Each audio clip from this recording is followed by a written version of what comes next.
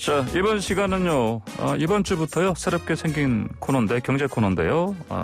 끝에가 끝말이 전자인데, 파전, 김치전, 감자전 아니고요. 경제전입니다. 자, 전의 전쟁, 경제전 시간, 코로나19 상황에도 우리나라 국가 신용 등급이 안정적인 수준을 유지한 것으로 나타나는데, 자, 경제전의 첫 아이템은 이것으로 잡았습니다. 관련해서 한국경제TV의 송민아 기자와 자세히 얘기 나눠보겠습니다. 송 기자 안녕하십니까? 네, 안녕하세요. 예. 먼저 무디스에서 우리 한국 국가신용등급 안정적이다 이렇게 평가를 내렸는데 이거 어떤 이게 의미입니까?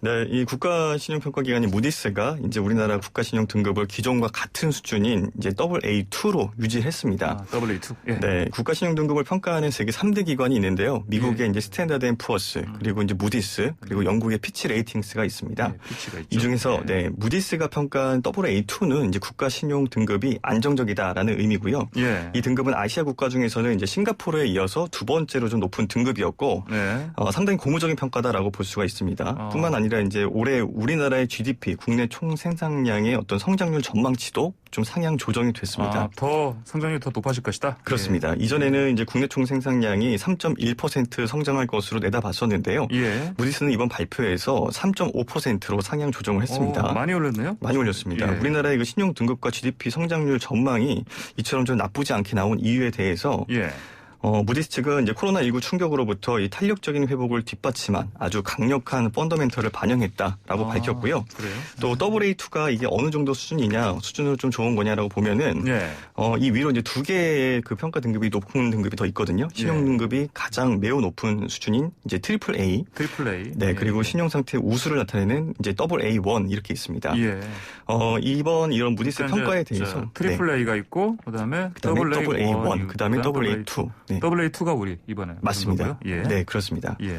네, 이런 AA2 평가를 받은 거에 대해서 이제 우리나라 이제 기획재정부는 최근 우리 경제가 보여준 그런 위기 대응과 또 우수한 그런 회복력에 대한 어떤 대외의 긍정적인 시각 그리고 신뢰를 재확인했다라고 밝히면서 지난달에는 어떤 그 스탠다드 푸어스에서 이제 신용 등급을 안정적인 수준인 이 AA로 이제 평가를 했거든요. 그것에 이어서 우리나라의 빠르고 또 강한 그런 경제 회복 성과를 높이 평가한 결과다라고 설명을 했습니다. 그렇군요. 아까 말씀하시기로 이제 그 싱가포르만 아시아에서는 우리보다 높고. 네, 맞습니다. 그러면은 세계적으로 그 상당히 높다 이렇게 볼 수 있지 않겠습니까? 전 세계적으로도 이렇게 봐도 되나요? 네, 그런데 이제 소위 선진국이라고 말하는 그런 국가들은 실제 이제 우리나라보다 조금 더 높은 등급에 있거나 같은 등급에 이제 위치해 있다라고 보시면 좀 이해가 편할 것 같고요. 그래요?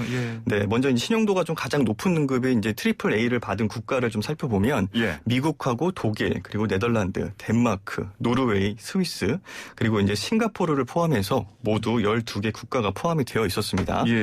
그리고 AA1에 포함된 나라는 핀란드하고 오스트리아 두 나라가 있고요. 우리나라와 같은 AA2 등급을 받은 국가는 프랑스 그리고 아부다비 그리고 아랍에미리트 이렇게 총 4나라가 이제 포함이 되어 있었습니다. 그래요. 근데 아까 싱가포르가 우리보다 높다면은 일본은 우리보다 낮은가요?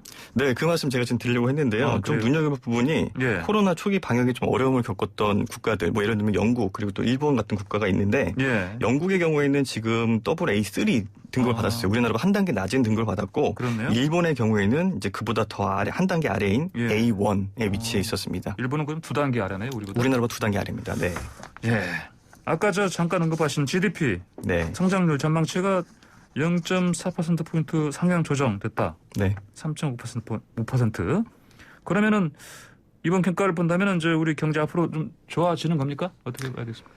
네, 좋아진다라고 좀 긍정적인 시그널이었으면 좋겠지만, 한 가지 좀 문제점들이 좀 몇 가지가 좀 지적이 됐습니다. 역대 그래요? 최대 수준으로 좀 불어난 그런 국가 채무에 대해서는 강력한 경고장이 좀 날아온 상태고요. 국가 채무? 그렇습니다. 또 정부 재정의 좀 대규모 악화와 더불어서 좀 북한과 좀 마주하고 있다는 그런 지정학적 리스크. 이건 항상 그랬었고. 항상 그래왔습니다. 그리고 이제 대내외 좀 충격에 따른 강하고 지속적인 경제 피해 이런 것들은 앞으로 이제 신용 등급의 하향 요인으로 좀 작용할 수 있다라고 무디스는 지적을 했습니다. 무디스는 이제 우리 정부가 내세우고 있는 이런 확장적 재정 기조가 지속될 것으로 전망을 하면서 국가 채무가 역사적으로 좀 높은 수준에 있다라고 예. 지적을 했는데요. 그러면서 장기간 유지해온 우리나라의 어떤 그 재정 규율 이력을 한번 시험해 볼 수 있는 그런 장이 될 거다라고 경고를 했습니다. 예. 이 말이 무슨 말이냐면 이제 세금을 이제 제대로 걷어가지고 적절하게 잘 운영하고 있는지를 보겠다. 뭐 그런 의미로 좀 풀이가 되고 있고요. 예. 올해 3월 말을 기준으로 이제 좀 중앙 정부의 채무를 한번 살펴보자면 모두 862조 1천억 원으로 집계가 됐습니다. 862조 1천억 원요? 예. 그렇습니다. 이는 이제 2년 전인 2019년도에 723조 2천억 원보다 네. 거의 한 2년도 안 돼서 한 140조 원 가량이 더 늘어난 셈이고요. 예. 이는 이제 무디스가 이제 국가 채무가 상당히 높은 수준이다라고 우려하는 어떤 좀 직접적인 이유가 될 수 있는 그런 좀 수치라고 볼 수 있습니다. 네, 알겠습니다. 자, 다음 경제 이야기는 반도체 부족이요. 특히 차량용 반도체 부족. 네. 이것 때문에 요즘 우리 자동차 산업에 빨간불이 들어왔다. 네. 얘기하던데. 자, 그러면은 더 상황이 지금 저번에도 한번 잠깐 언급하신 건데. 맞습니다. 더 좀 안 좋아지고 있습니까?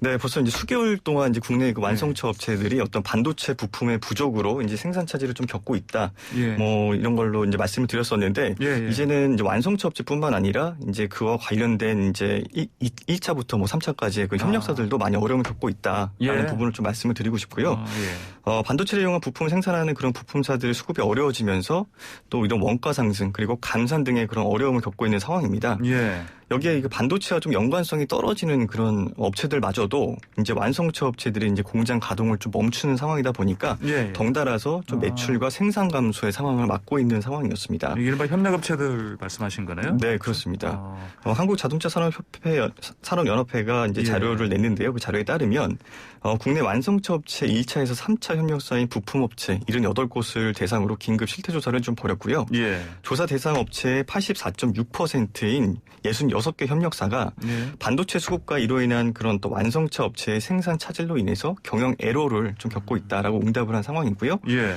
특히 직접적으로 좀 차량 반도체를 취급하는 업체의 경우에는 더 심각합니다. 10곳 중 9곳 이상이 최근 차량 반도체 부족 사태로 인해서 경영에 어려움을 겪고 있다. 이렇게 응답을 한 상태고요.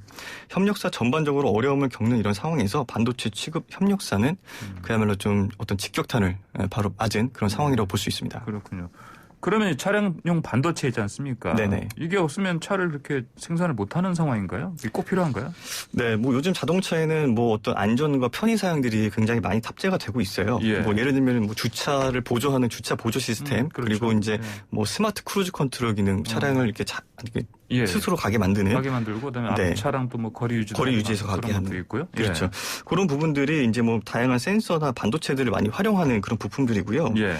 그리고 업계 규정상 뭐 어떤 부품이 뭐 얼마나 더 부족하다 뭐 이런 부분들은 뭐 정확히 말은 해주고 있지 않지만 차를 직접적으로 굴러가게 만드는 그런 부품이 부족하다기보다는 예. 이렇게 안전이나 편의 사양이 들어가는 부품이 많이 부족한 상황인 것으로 나타나고 있습니다. 이른바 그런 뭐 옵션 부분 관련된 거네요. 그렇습니다. 예. 그래서 일부 국내 완성차 업체들은 예. 이제 이런 부품들을 빼고 예. 이제 예약 대기자들이 워낙에 많으니까 마이너스 옵션을 걸고 차량을 받아가시겠냐 이렇게 오히려 제한을 하고 있는 상황까지 벌어지고 있습니다. 그렇군요. 네. 자, 그러면 이제 이 반도체를 직접적으로 취급하지 않은 다른 업체들 네. 상황도 봐야 되겠습니다.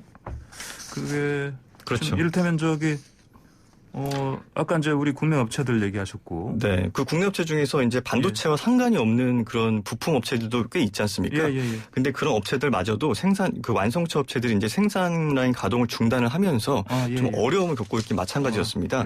국내 완성차 업체라고 하면은 뭐 현대차, 기아, 그리고 르노삼성, 한국GM, 뭐 쌍용 이렇게 5개 브랜드가 있는데 이들 업체는 이제 매주 금요일마다 이제 생산 라인 가동 여부를 조사를 하고 있습니다. 완성차 업체들은 올 초부터 이 생산 라인을 좀 번갈아가면서 가동과 중단을 좀 반복을 하고 있는 그런 상황이고요. 현대차는 지난 6일하고 7일 이틀 동안 울산의 포터 생산 라인을 좀 휴업을 한 상태였고 셋째 주부터는 공장별로 자재 공급 상황에 따라서 휴가 유무를 결정하는 것으로 이제 알려지고 있습니다. 그리고 이제 현대차 같은 경우에는 반도체 재고를 이런 제네시스나 뭐 어떤 펠리세이드 같은 좀 잘 팔리는 차량들에 좀 몰아주거나 집중하는구나. 네, 그리고 이제 MPV 신모델 같은 뭐 이런 뭐 스타리아라든가 뭐 K8 뭐 이런 차들이 나오는데 그런 신모델을 좀 몰아주는 방식으로 생산 관리에 나서고 있는 상황이고요. 한국GM의 경우에는 이제 부평 2공장에 이어서 창원에도 공장이 있는데 창원 공장의 가동률을 절반 절반가량으로 낮춘 상황입니다. 그래요. 네, 문제는 앞으로도 좀 당분간 이런 상황이 계속될 것으로 보여서 반도체를 취급하지 않는 그런 부품사들도 좀 같은 어려움을 겪을 것으로 예상이 되고 있습니다. 예, 그렇군요. 알겠습니다. 자, 오늘 경제천 첫 코너 네. 오늘 여기서 마무리하겠습니다. 잘 들었습니다. 감사합니다. 네, 감사합니다. 네, 지금까지 한국경제TV의 송민아 기자였습니다.